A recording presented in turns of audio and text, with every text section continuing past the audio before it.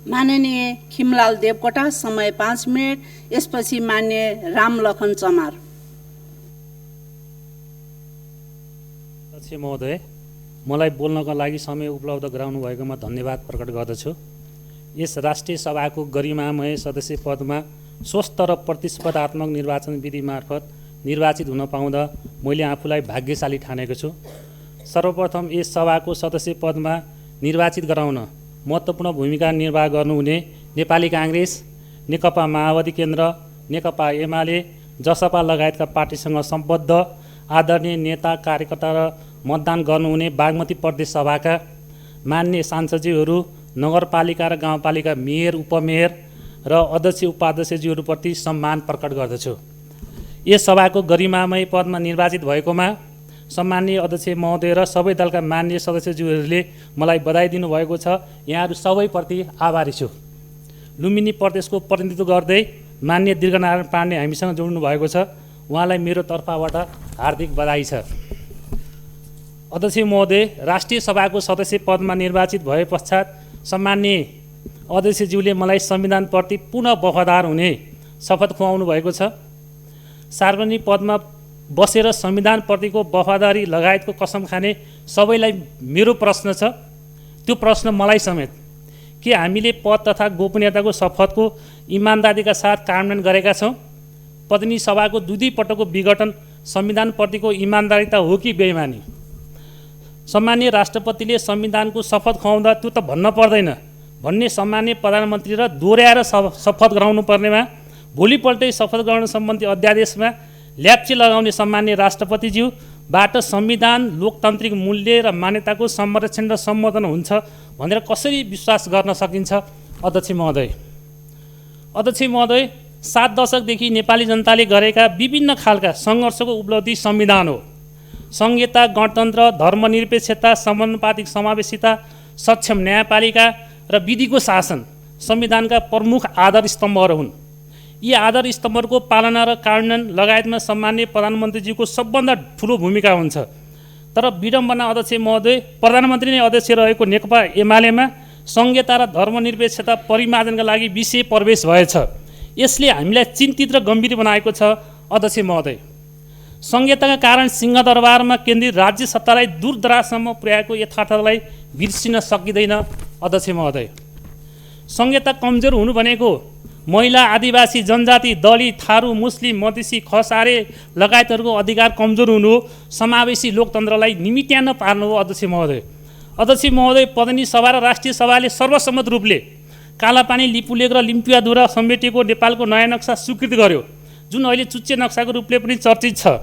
नक्सा अनुसारको भूमि फर्काउने प्रयास त भएकै छैन। अध्यक्ष महोदय, पाठ्य पुस्तकहरूमा नयाँ चुच्चे नक्सा राखिएन, नयाँ राखिएको पनि बिक्री वितरणमा बन्देज गरियो भन्ने चर्चा गत वर्षदेखि सुनिएको हो।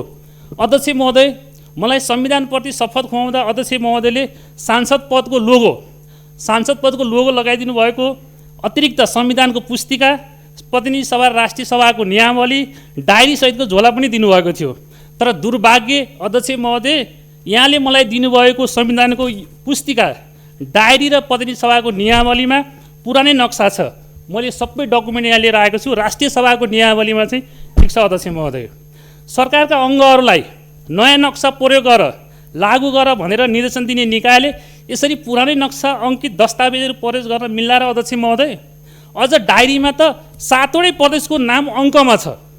कर्णाली र गण्डकीले नामकरण गरेको पनि 3 वर्षभन्दा बढी भइसक्यो।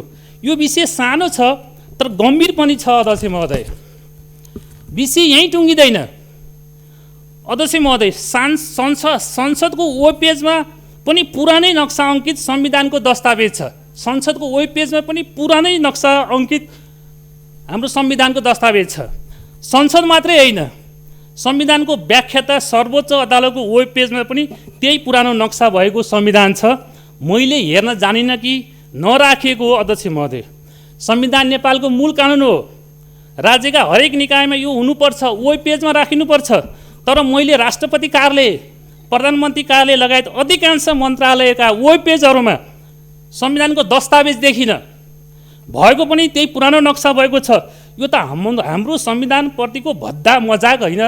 अध्यक्ष महोदय, अध्यक्ष महोदय, मैले अगाडि नै भनिसकेँ, झुटो नबोल्ने, देखेको बोल्ने, संविधानप्रति वफादार रहने भनेर यहाँले शपथ खुवाउनु भएको हो।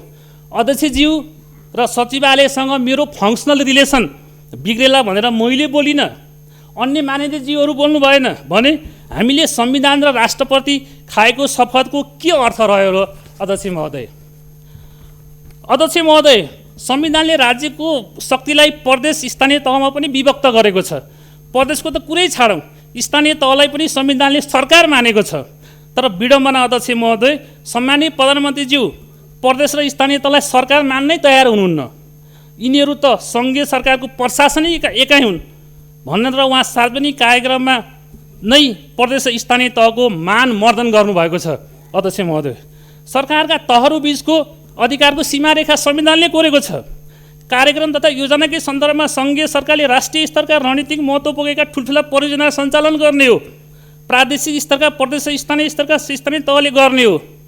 तर सम्मानीय प्रधानमन्त्रीज्यूले बालुवाटारबाट बसेर स्थानीयको अधिकार क्षेत्रभित्रको स्थानीय सडक, पुल जस्ता ससाना पालिका स्तरका योजनाहरूको सङ्घीय सरकारले नि गर्ने भनेर शिलान्यास गर्नुहुन्छ।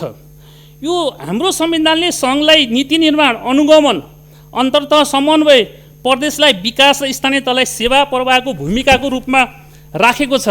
तर यहाँ सङ्घीय सरकारले सबै मैले नै गर्ने हो भन्ने केन्द्रीकृत सोच र मानसिकता छ, त्यसलाई चिर्न जरुरी छ। अध्यक्ष महोदय, अहिले प्रदेश र स्थानीय तहका कर्मचारीमा ठुलो समस्या छ।